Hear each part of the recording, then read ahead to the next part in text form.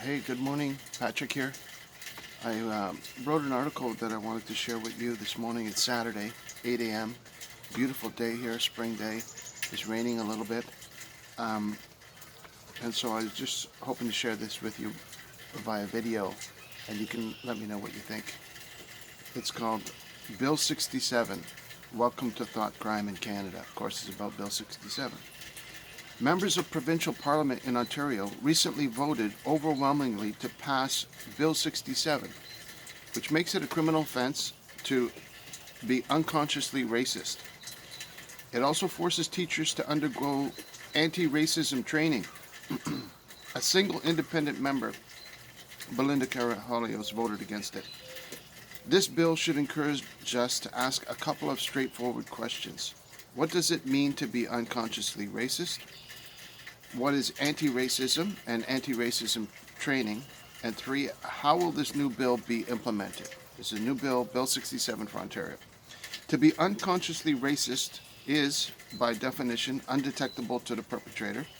To be unconsciously racist obviously means you have no conscious awareness that you are racist. So who would determine that there is evidence of unconscious racism? Well, according to the bill, that would be handled by anti-racism experts.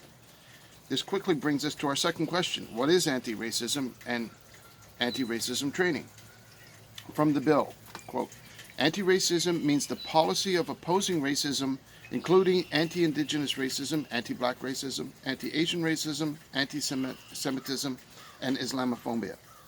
Excuse me. So anti-racism, by definition, singles out specific races. It does not follow the definition of racism as defined in the bill itself, which is the notion that one race is superior to another.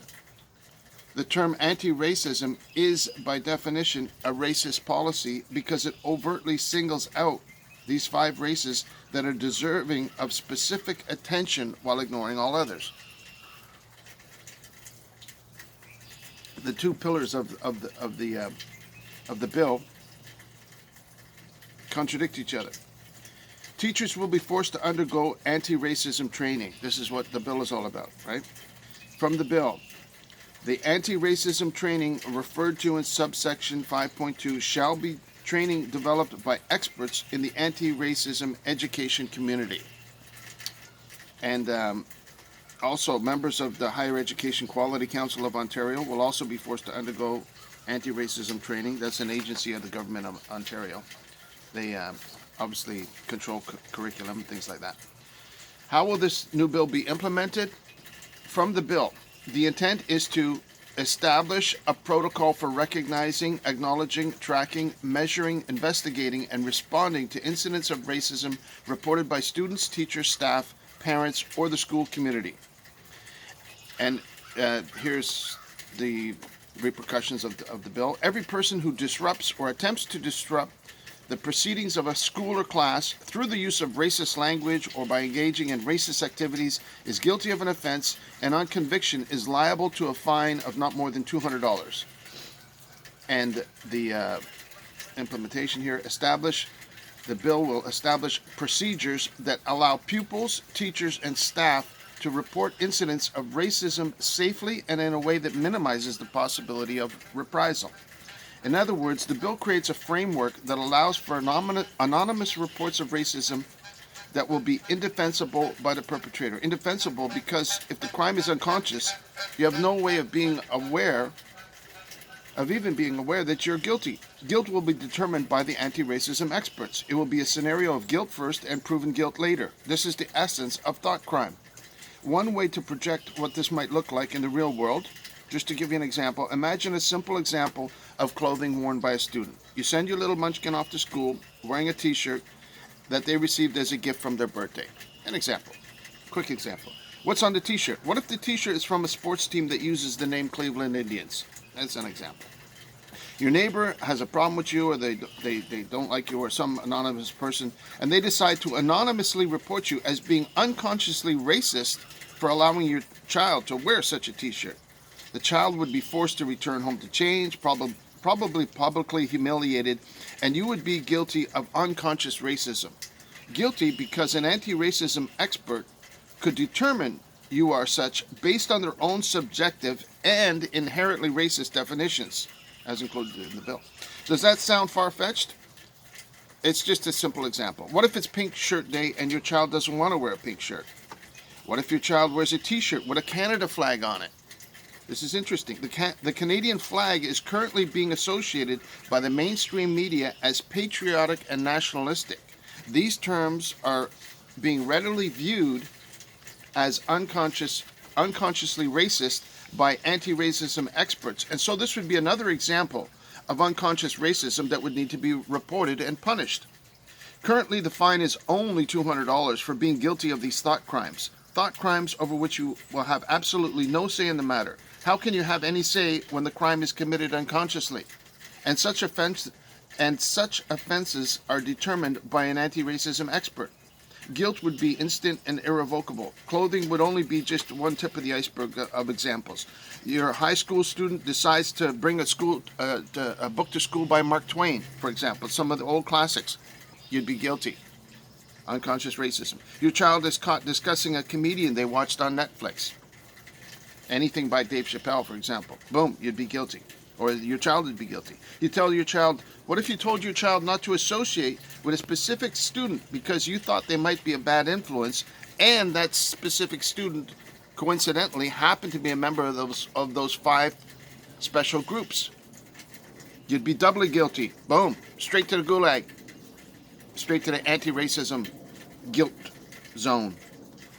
The fine might be only $200 today, but how soon before the parents themselves will be forced to undergo anti-racism training, like the teachers are being forced to do, or even worse, have their children forcibly removed from the home by Child Protective Services, for example?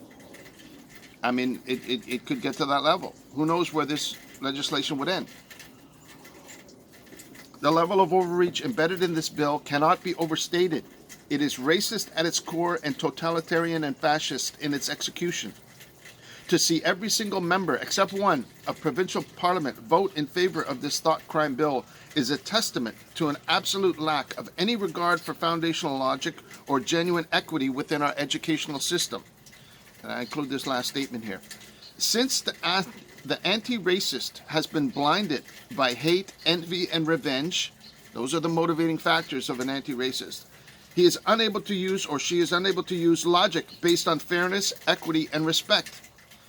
And the state loves the anti-racist and is happy to endorse their goals because it is only through totalitarian state control that these goals can be achieved.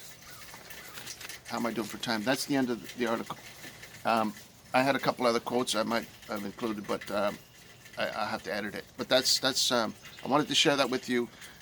There was even a member of parliament that voted for Bill 67, and after the fact, they sent out an email saying, oh, it was a mistake. I didn't mean to vote for that. Even upon cursory examination of this bill, it's easy to see how detrimental it is and how easy it can be a slippery slope towards totalitarian overreach and control.